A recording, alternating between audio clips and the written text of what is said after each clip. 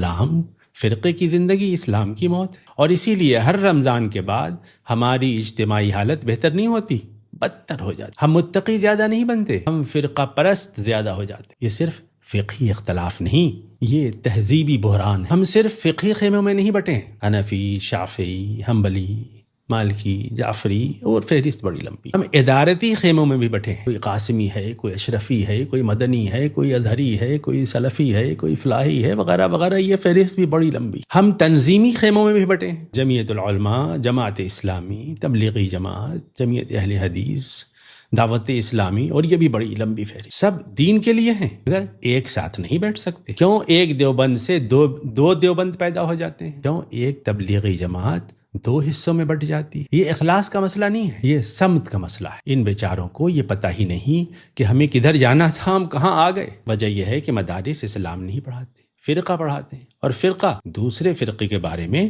بدگمانی بھی سکھاتا ہے۔ یوں امت کا ذہنی انتشار نسل در نسل منتقل ہوتا رہے۔ تاریخ ہمیں بتاتی ہے کہ جب ایک فرقہ مضبوط ہوتا ہے تو دوسرا خود کو خطرے میں محسوس کرتا۔ جب ایران میں انقلاب آیا اور شیعہ خیمہ مضبوط ہوا تو سنی دنیا اس وقت لرز اٹھی تھی، اور اس وقت بھی صورتحال نہیں بدلی ہے۔ یعنی اسلام مضبوط نہیں ہوا تھا، خوف مضبوط ہوا تھا، خوف۔